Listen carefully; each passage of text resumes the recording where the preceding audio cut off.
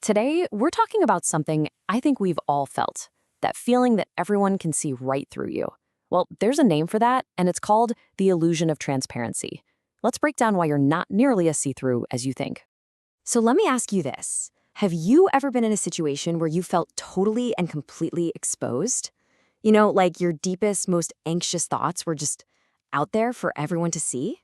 Oh, you know the feeling. Maybe you're given a big presentation at work, or you're on a first date and trying to act cool, but inside, it is pure chaos. Your heart's just hammering away in your chest, your palms are getting all sweaty, and you are 100% convinced that every single person in the room knows it. You feel like a giant, flashing neon sign of pure anxiety. Right, so let's dive into that exact feeling. We're going to explore this massive gap between what's going on inside your head and what everyone else is actually seeing. This right here explains it perfectly. On the left, that's your reality. The heart pounding, the shaky knees, that awkward laugh that feels like a total disaster. But then, look at the right side. That's their reality. Best case scenario, they might think, they seem a little nervous. But honestly, it's way more likely they're just completely lost in their own world, probably wondering what they're going to have for lunch. So what is going on here? Why is there such a huge disconnect? Well, this whole feeling actually has a name, and that brings us to our next section, the illusion of transparency. So here's the official definition. It's a cognitive bias where we seriously overestimate how much other people can read our minds.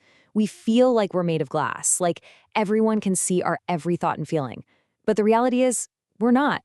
We are far more private and opaque than we could ever believe. So why are we so bad at figuring this out? Well, it kind of makes sense when you think about it. We're living our lives in the first person, right? We are hyper aware of every single nervous thought, every beat of our heart. We're the main character in our own movie, so of course we think the spotlight is always on us. And this isn't just a hunch. Scientific experiments have confirmed this over and over. People consistently believe they are way more readable than they actually are. Now, this little illusion isn't just some quirky feature of our brains. It can actually cause some real problems. It can trap us. Let's take a look at how this plays out, especially when it comes to social anxiety. And this cycle is just brutal. It all starts with something tiny. Maybe you stumble over a word or you tell a joke that totally bombs.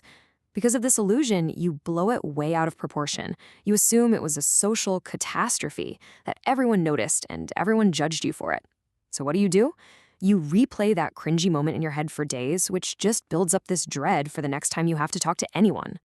I love this quote because, come on, how true is this?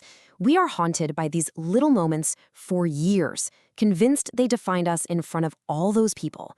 But the truth? Everyone else forgot about it literally 2 minutes later. They moved on with their lives, but we keep ourselves stuck right there, in that loop. And really, this is the heart of the problem. Self-awareness is a great thing, but the illusion of transparency pushes it way too far into the territory of self-absorption. We end up making every social situation all about us, our performance, our flaws, our feelings. We get so focused on what's going on inside our own heads that we completely miss what's happening right in front of us.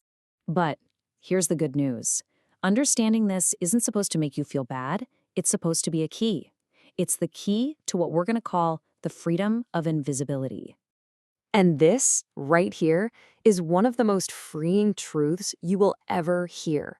That thing you can't stop thinking about, that embarrassing mistake you made, the odds are nobody even noticed. And even if they did, they definitely did not care anywhere near as much as you think they did. And that's not sad, that is incredibly liberating. So why is this such fantastic news? Because it means you're off the hook. Guess what? Everyone else is just as wrapped up in their own internal drama as you are. They're worrying about their own awkward moments. Realizing this gives you permission to be imperfect. It lets you speak up without second-guessing every word. You can finally stop performing for this imaginary audience and just be there in the moment. It frees you. Okay, so this brings us to the final part. How do we actually use this knowledge? How can we embrace our true selves and live with a little more confidence? You can really see the shift here.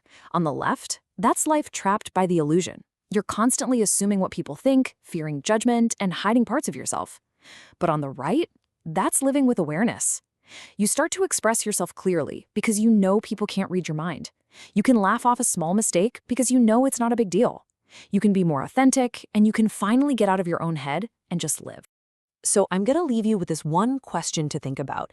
If you truly, deeply understood that the critical audience you're always performing for is mostly in your head, what would that free you up to do? What would you say? What would you try? What would you create if you weren't so afraid of what they might think? The answer to that question?